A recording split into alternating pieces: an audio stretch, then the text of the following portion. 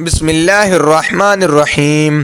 ناظرین، آج ہم آپ کے سامنے عدالت فاروقی میں ایک مقدمے کا واقعہ بیان کرنے جا رہے ہیں۔ امیر المومنین حضرت عمر فاروق رضی اللہ تعالی عنہ کی عدالت عالیہ میں ایک مقدمہ پیش ہوا۔ دو خوبصورت نوجوان ایک نوجوان کو پکڑ کر حاضر ہوئے اور فریاد کی، اے امیر المومنین، اس نوجوان نے ہمارے بوڑھے باپ کو قتل کر دیا ہے، اس ظالم و قاتل سے ہمارا حق دلوا دیجیے۔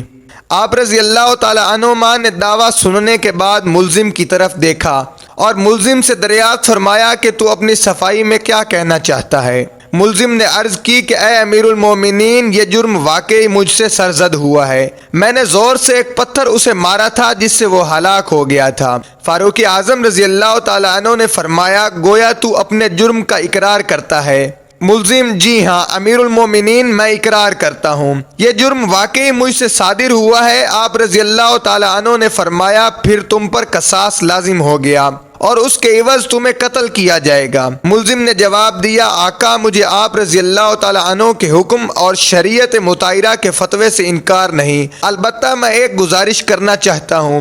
حضرت عمر فاروق رضی اللہ تعالی عنہ فرماتے ہیں، بیان کرو۔ عرض کی، 3 دن کی مہلت چاہتا ہوں، 3 دن بعد حاضر خدمت ہو جاؤں گا۔ عظیم قائد حضرت عمر فاروق رضی اللہ تعالی عنہ نے کچھ دیر سر جھکا کر سوچا، غور کے بعد سر اوپر اٹھایا اور فرمایا، اچھا، کون ضامن ہوگا تمہارا کہ تم واقعی وعدے کو ایفا کرنے کے لیے تیسرے دن عدالت عالیہ میں حاضر ہو کر خون کا بدلہ خون سے دو گے؟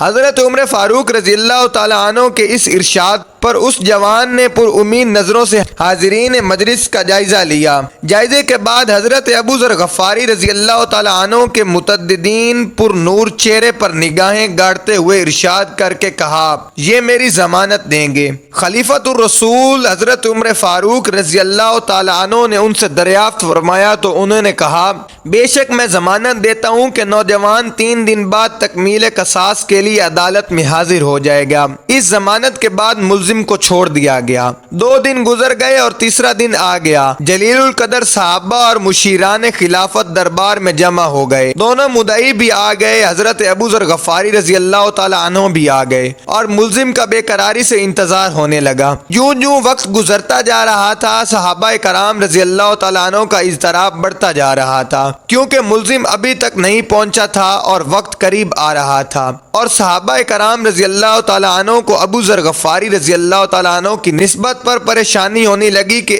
1-2 مرتبہ مدعیوں نے بھی دریافت کیا، مگر انہوں نے ہر مرتبہ یہی جواب دیا کہ اگر 3 یوم گزر گئے اور بعد ملزم نہ آیا تو میں اپنی ضمانت پوری کروں گا، پریشانی کی کوئی بات نہیں۔ جب حاضرین پریشانی کی انتہا پر پہنچ گئے اور دل دہلا دینے والے انجام کے تصور سے سہم گئے کہ اچانک ایک طرف سے ملزم دربار میں حاضر ہوا۔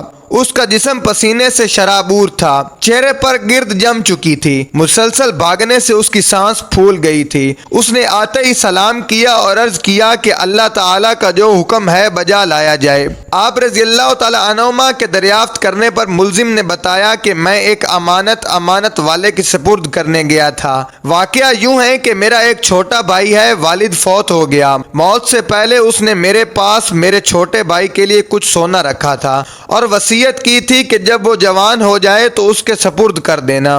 میں وہ سونا ایک جگہ رکھ آیا تھا جس کا صرف اور صرف مجھے ہی علم تھا، اس لیے میں وہ سونا اس کے سپرد کرنے گیا تھا۔ الحمدللہ میں نے امانت اس کے سپرد کر دی جس کی وہ تھی۔ امیر المومنین حضرت عمر فاروق رضی اللہ تعالی عنہما نے حضرت ابو ذر غفاری رضی اللہ تعالی عنہ سے پوچھا، آپ نے اس کی ضمانت کیوں دی تھی؟ کیا یہ آپ کا واقف تھا؟ انہوں نے کہا کہ میرا اس سے کوئی تعلق نہ تھا، صرف یہ بات تھی کہ جب اس نے پر امید نگاہوں سے میری طرف دیکھا تو مجھے خیال آیا کہ اگر بھرے مجمع میں بھی اس کی ضمانت نہ دوں تو کل قیامت کے دن رب العزت کے سامنے شرمندہ ہونا پڑے گا کہ اتنے آدمیوں میں سے کوئی بھی اس کا ضامن نہ بن سکا، اس لیے میں نے اس کی ضمانت دی۔ اس کی ضمانت دی، حالانکہ میں اسے بالکل نہ جانتا تھا، نہ مجھے یہ معلوم ہے کہ یہ کہاں رہتا ہے، بس اس کی ظاہری شرافت نے مجھے یقین دلایا تھا کہ وعدے کا پکا ہے، اور میں نے ضمانت دی۔ یہ بات سن کر حاضرین محفل اشک آلود ہو گئے۔ مدعیوں نے التجا کی، اے امیر المومنین حضرت عمر فاروق رضی اللہ تعالی عنہ، ہم نے اپنے باپ کا خون اسے معاف کر دیا۔ اللہ تبارک و تعالی سے دعا ہے کہ ہمیں بھی معاف کرنے والا بنائے اور ایمان پر موت نصیب عطا فرمائے۔ وما علینا الا البلاغ المبین۔